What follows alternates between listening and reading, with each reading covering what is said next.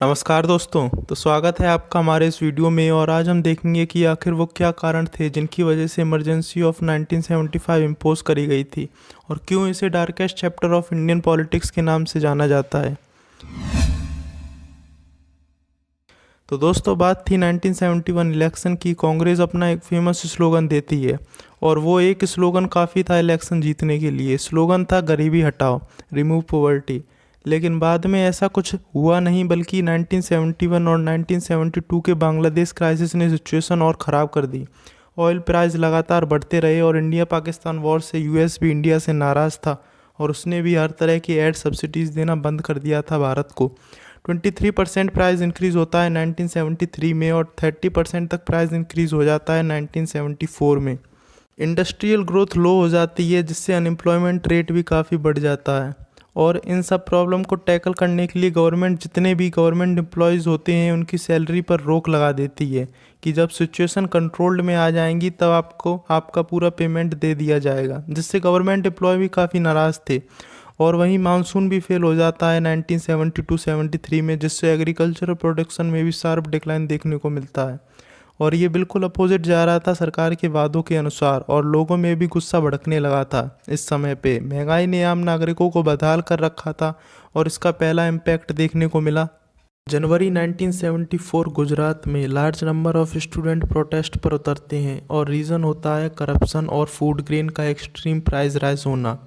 धीमे धीमे इस प्रोटेस्ट में अपोजिशन लीडर भी जुड़ जाते हैं ताकि इसे और बड़ा मुद्दा बना सकें और अब ये लोग डिमांड करते हैं फ्रेश इलेक्शन की। मोरारजी देसाई एक प्रोमिनेंट लीडर देखने को मिलते हैं इस प्रोटेस्ट में और वो अनाउंस कर देते हैं इंडेफिनाइट फास्ट का और वो बोल देते हैं कि ये फास्ट तब तक चलेगा जब तक गवर्नमेंट दोबारा से इलेक्शन नहीं करवाती। फाइनली जून 1975 में गवर्नमेंट री इलेक्शन करवाती है और कांग्रेस एक बड़े अंतर से हार जाती है उस इलेक्शन में। गुजरात में हुए इस प्रोटेस्ट की गूंज बिहार तक पहुंच गई थी और मार्च 1974 में वहां भी स्टूडेंट का प्रोटेस्ट देखने को मिलता है। स्टूडेंट की डिमांड वही थी जो गुजरात के स्टूडेंट की थी और यहाँ पे इन स्टूडेंट का साथ दिया था जयप्रकाश नारायण ने। उन्होंने भी अनाउंस कर दिया था कि ये मूवमेंट बिहार तक सीमित ना रहे और बड़ा मूवमेंट इसे बनाया जाए और वहीं डिमांड रखी थी कि कांग्रेस रिज़ाइन करे बिहार से। लेकिन गुजरात से मिली हार के बाद गवर्नमेंट ने ऐसा कुछ नहीं किया और मना कर दिया रिज़ाइन करने से। लेकिन जयप्रकाश नारायण नहीं रुके और प्रोटेस्ट करते रहे और मई 1974 में नेशन वाइड रेलवे स्ट्राइक देखने को मिली और इसे लीड कर रहे थे जॉर्ज फर्नांडिस और उनकी डिमांड थी बोनस और सर्विस कंडीशन से रिलेटेड। लेकिन गवर्नमेंट ने इस स्ट्राइक को इलीगल डिक्लेयर कर दिया और 20 दिन बाद स्ट्राइक कॉल्ड ऑफ हो गई बिना किसी निर्णय के। यहाँ तक चीज़ें फिर भी ठीक चल रही थी, लेकिन फिर आता है एक बड़ा उलटफेर। तारीख थी 12 जून 1975। इलाहाबाद हाई कोर्ट से एक जजमेंट पास होता है जस्टिस जगमोहन लाल सिन्हा की तरफ से, जिसमें इंदिरा गांधी के इलेक्शन को इनवैलिड डिक्लेयर कर दिया जाता है और रीज़न बताते हैं कि उन्होंने इलेक्शन में कंपेनिंग में गवर्नमेंट सर्वेंट का यूज़ किया था जो कि इलीगल है। 24 जून को सुप्रीम कोर्ट का ऑर्डर आता है कि इंदिरा गांधी एमपी तो बनी रह सकती हैं लेकिन वो लोकसभा की किसी भी कार्यवाही में हिस्सा नहीं लेंगी जब तक ये केस सॉल्व नहीं हो जाता। तो वहीं दूसरी तरफ जयप्रकाश नारायण नेशन वाइड सत्याग्रह लॉन्च कर देते हैं काफ़ी लोगों को इकट्ठा करके दिल्ली रामलीला ग्राउंड में और इन सब इवेंट के रिस्पॉन्स में गवर्नमेंट डिक्लेयर कर देती है इमरजेंसी। तारीख थी 25 जून 1975। गवर्नमेंट इमरजेंसी डिक्लेयर कर देती है और डिक्लेयर का कारण बता देती है इंटरनल डिस्टर्बेंस।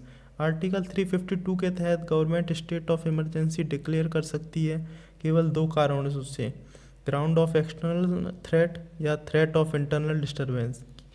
और दोस्तों इमरजेंसी लगते ही हमारा कॉन्स्टिट्यूशन गवर्नमेंट को कुछ स्पेशल पावर दे देता है, जैसे फेडरल डिस्ट्रीब्यूशन ऑफ पावर ख़त्म होकर सारी पावर यूनियन गवर्नमेंट के हाथों में पहुंच जाती है।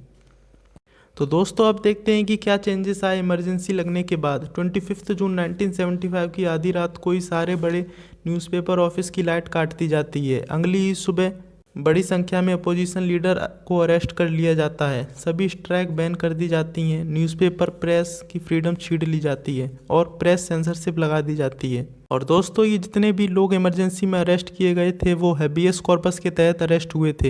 हैबियस कॉर्पस का मतलब होता है कि अगर आप अरेस्ट हो जाते हैं तो आप अपनी बेगुनाही भी साबित नहीं कर सकते कोर्ट में जाकर। इसी का फ़ायदा उठाते हुए गवर्नमेंट ने कई ऐसे लीडर को भी अरेस्ट कर लिया था जिन्होंने कुछ किया ही नहीं, केवल एक शक के बलबूते पे। फर्स्ट वेव में जो पॉलिटिकल लीडर बच गए थे उन्होंने अंडरग्राउंड होकर खुफिया तरह से काम करना शुरू कर दिया था और कुछ न्यूज़पेपर कंपनियां जैसे इंडियन एक्सप्रेस, स्टेट्समैन ने प्रोटेस्ट करते हुए खाली न्यूज़पेपर बिना कुछ छापे शुरू कर दिए थे। कनाडा के राइटर शिवराम करनाथ जिन्हें पद्म भूषण से सम्मान मिला था और वहीं हिंदी राइटर फणीश्वर नाथ रेणु जिन्हें पद्म श्री से सम्मान मिला था, उन्होंने अपने अवार्ड सरकार को वापस कर दिए थे इस तरह की डेमोक्रेसी देखकर। इसी बीच 42nd अमेंडमेंट भी हुआ और इलेक्शन भी पोस्टपोन किए गए थे 1 साल के लिए। दोस्तों, इन सब चीज़ों को देखकर लोगों के मन में सबसे पहले यही ख्याल आता है कि क्या इमरजेंसी सच में ज़रूरी थी? क्या बिना इमरजेंसी के सिचुएशन टैकल नहीं हो सकती थी? और सवाल गवर्नमेंट पे भी उठे और कई लोगों का तो यही मानना था कि गवर्नमेंट ने अपनी कुर्सी बचाने के लिए इमरजेंसी लगाई थी। इन सब चीज़ों को जड़ से समझने के लिए मई 1977 में एक कमीशन बनाई जाती है, शाह कमीशन के नाम से। शाह कमीशन जनता पार्टी के द्वारा बनाई गई थी और उसे ऑपरेट कर रहे थे जे.सी. शाह, जो कि एक रिटायर्ड चीफ जस्टिस थे सुप्रीम कोर्ट के। और शाह कमीशन के अकॉर्डिंग 676 पॉलिटिकल लीडर को अरेस्ट किया गया था और नियरली 1,11,000 पीपल अरेस्ट हुए थे इमरजेंसी में। रिपोर्ट में एक और चीज़ मेंशन की गई थी कि जो दिल्ली पावर सप्लाई के जनरल मैनेजर थे उन्हें लेफ्टिनेंट गवर्नर ऑफिस से ऑर्डर आया था कि 26 जून की रात 2 बजे से बिजली काट देनी है और इलेक्ट्रिसिटी 2-3 दिन कटी रही थी सारे बड़े न्यूज़पेपर ऑफिस की। और जब इंदिरा गांधी के साथ इंटरव्यू रखा कमीशन ने तो उन्होंने भी कोई भी ऑफिशियली आंसर देने से मना कर दिया था।